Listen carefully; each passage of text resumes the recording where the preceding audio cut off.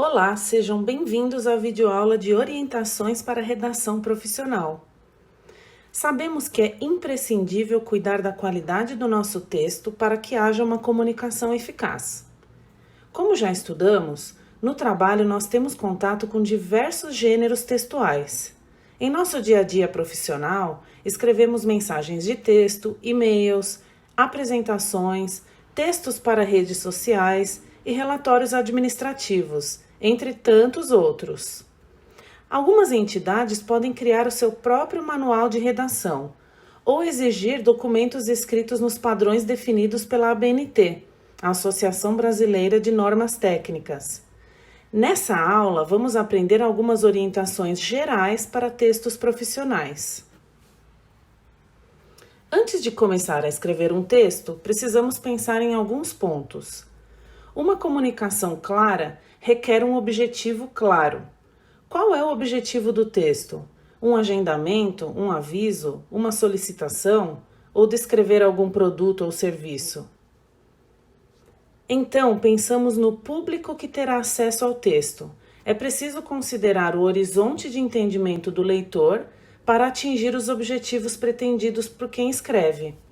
Temos que pensar não apenas no que queremos dizer, mas também em como o outro vai entender a nossa mensagem. Clareza de raciocínio. Ter em mente qual é a essência daquilo que você deseja comunicar permitirá que você organize melhor o pensamento e consiga utilizar as palavras de maneira mais concreta. Escrever de maneira clara e objetiva é a melhor forma de garantir o entendimento por parte do público. Os textos expositivos são os mais indicados na redação profissional, porque eles informam sem dar opinião ou argumentam com embasamento.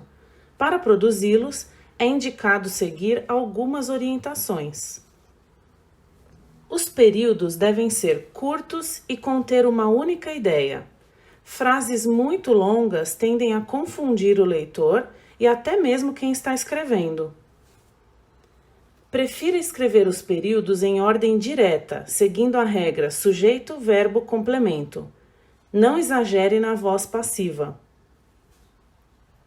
Objetividade.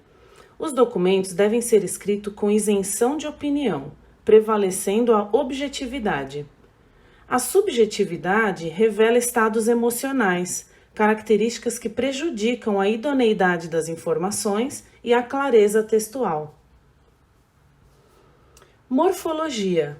Os verbos e substantivos fortalecem o texto profissional, enquanto os adjetivos e advérbios tendem a enfraquecê-lo. Evite, quando possível, palavras que afastem o conteúdo da precisão, tais como muitos, inúmeros e geralmente. Atenção para não fazer uso do gerundismo. Essa locução verbal é considerada um vício de linguagem. Portanto, ao invés de usar vou estar agendando a reunião, use apenas vou agendar a reunião. Agora vamos nos aprofundar em alguns detalhes da construção do texto. Quanto ao uso do vocabulário, devemos escolher termos que facilitem a compreensão de quem vai ler o texto. Não utilize palavras que você não conheça bem, na tentativa de produzir um texto rebuscado. Na dúvida, é melhor usar um vocabulário simples e conhecido por todos. Cuidado com o uso de termos técnicos direcionados a um público que não está familiarizado com eles. Evite abreviaturas e outras informalidades, principalmente aquelas utilizadas nas mensagens de texto via telefone celular. Além de serem muito informais, devemos levar em consideração que nem todos conhecem essas construções. As siglas podem ser utilizadas, desde que sejam conhecidas pelo público. Se necessário, descreva-as entre parênteses. Atente-se à pontuação. Vírgulas e pontos transcrevem as pausas da fala e trazem fluidez ao texto.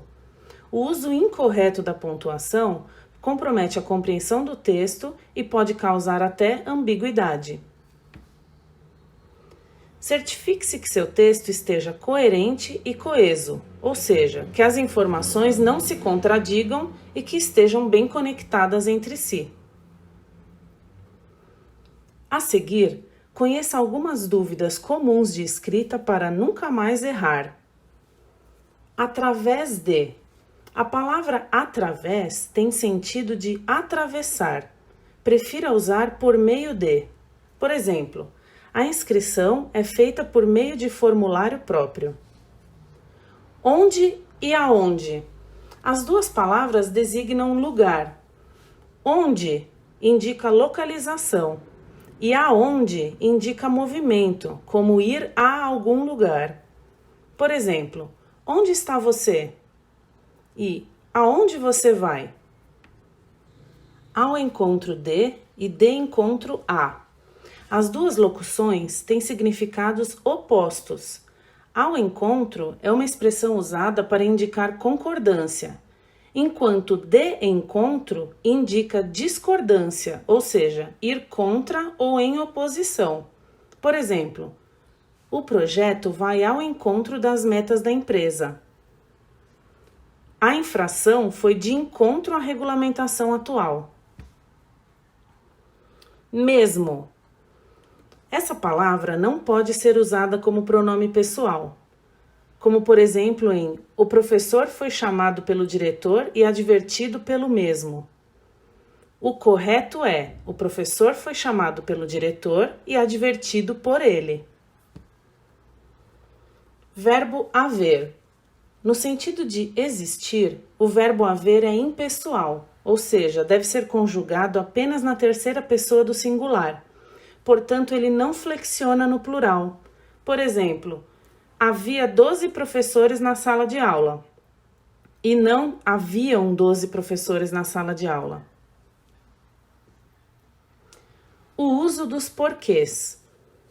Porquê separado e sem acento é usado quando pedimos por uma causa ou motivo.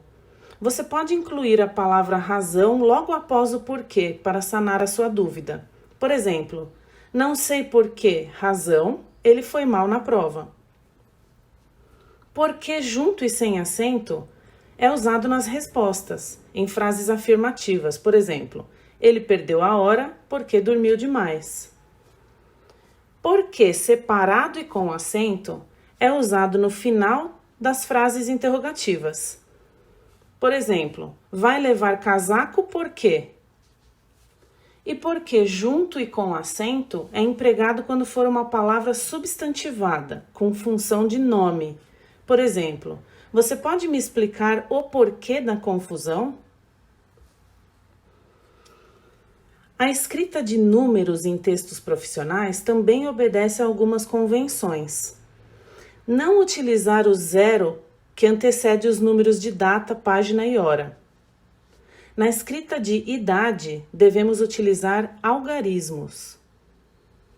Use ponto na numeração de leis, mas nunca no ano. Por convenção gráfica, utilizamos algarismos sempre que o número for grafado em mais de uma palavra, como 34. Números de palavra única são escritos por extenso, como 8. Quando dois ou mais números forem apresentados na mesma frase, segue-se o mesmo padrão na frase toda. Para terminar, lembre-se sempre de revisar o seu texto antes de divulgá-lo. Até a próxima videoaula!